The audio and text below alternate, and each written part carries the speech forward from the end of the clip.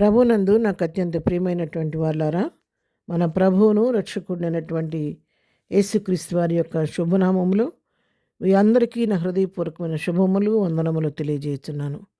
ఉదయకాల సమయంలో దేవుని వాక్యాన్ని ధ్యానం చేసుకుందాము. ఈరోజు వాక్య ధ్యానము కొరకు మనం తీసుకున్నటువంటి లేఖన భాగము కీర్తనల గ్రంథము 46వ కీర్తన 7వ వచనం చదువుకుందాం. సైన్యములకు అధిపతి యెహోవా మనకు తోడై ఉన్నాడు, యాకోబు యొక్క దేవుడు మనకు ఆశ్రయమై ఉన్నాడు. ఆమేన్. దేవుని నామమునకు మహిమ కలుగును గాక. మరి ఇక్కడ చక్కని శ్రేష్టమైనటువంటి మాటలు మనం చదువుతున్నాము. సైన్యములకు అధిపతి యెహోవా దేవుడు మనకి ఎప్పుడు కూడా ఆయన తోడుగా ఉంటాడన్న సత్యాన్ని ఇక్కడ ఈ వాక్యంలో కీర్తనాకారుడు మనకు తెలియజేస్తూ ఉన్నాడు. ఆయన ప్రియులారా, ఆయన మన సైన్యములకు అధిపతిగా మనకు ముందుగా తోడుగా నడిచే దేవుడు. ఆయన మన ముందు వెళుతూ మన తోవలను సరళం చేసే దేవుడు. ప్రతి మెట్టను చదును చేసి ప్రతి లోయను పూడ్చి సరళమైన మార్గంలో నిన్ను నన్ను నడిపించే దేవుడు. నిత్యము కంటికి రెప్పలాగా మనల్ని కాపాడే దేవుడు. శ్రమలో మనకు తోడుగా ఉండే దేవుడు. కొన్ని సమయాల్లో మన కన్న తల్లిదండ్రులు, మన తోబుట్టువులు, కన్న బిడ్డలు మనతో కూడా లేకపోవచ్చు. ఎవరూ లేకుండా ఒంటరిగా మిగిలిపోయే పరిస్థితులు, ఒంటరిగా సమస్య ఎదుర్కొనే పరిస్థితులు మన జీవితాల్లో కొన్నిసార్లు ఎదురవుతూ ఉంటాయి.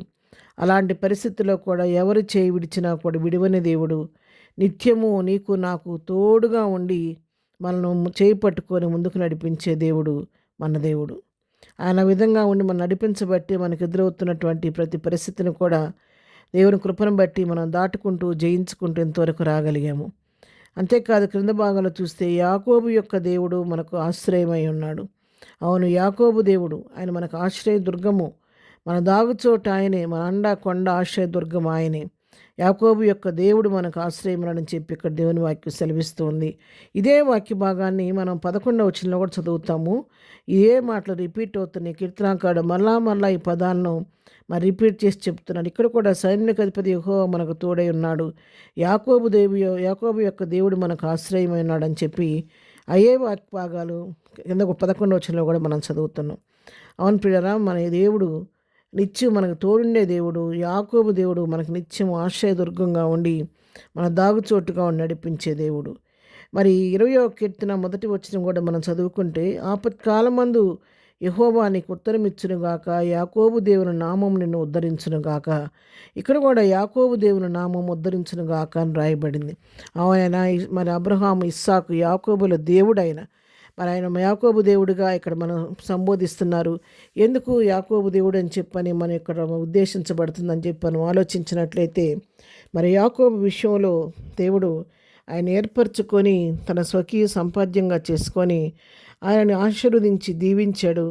ఆయన ఆశీర్వదించక ముందు తను పెనుగులాడి ప్రార్థించిన సమయంలో అతని ప్రార్థనలో నీ పేరేంటని ప్రభు అడిగాడు యాకోబుని. యాకోబు యథార్థంగా తన పేరు యాకోబు అని చెప్పినప్పుడు యాకోబు అనే పేరుకు మోసగాడు అని అర్థము. అయితే దేవుడు ఇక మీదట నువ్వు యాకోబు అని పిలువబడవు కానీ నీ పేరు ఇశ్రాయేలుగా మారుస్తున్నానని చెప్పి యాకోబు యొక్క పేరు ఇశ్రాయేలుగా మార్చాడు. అంతకుముందు ఆ మోసగాడని పేరు తగిన విధంగా యాకోబు ఒకసారి తన అన్నను మోసం చేసి తన అన్న దగ్గర నుంచి జ్యేష్ఠత్వాన్ని తీసుకున్నాడు.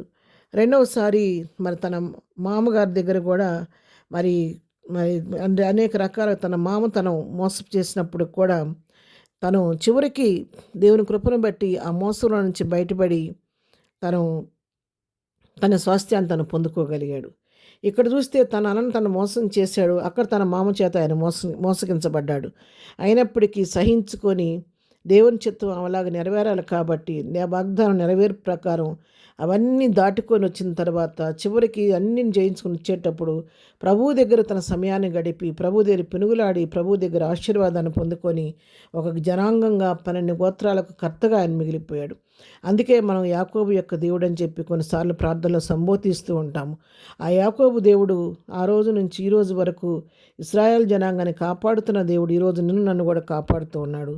ఆ యాకోబు దేవుడు నీకు నాకు ఆశ్రయదుర్గం కాబట్టి ఈ దినాన నీకు నాకు వస్తున్న శ్రమలో శోధనలో కూడా మనము కూడా అబ్రహాము, ఇస్సాకు, యాకోబుల దేవుడైన ఆయన సన్నిధికి వెళ్ళి ఆయన సన్నిధిలో దాగుకొని ఆయన సన్నిధిలో మొరపెట్టి జయం పొందుకొని ప్రభు కృపలో ముందుకు సాగిపోదాం.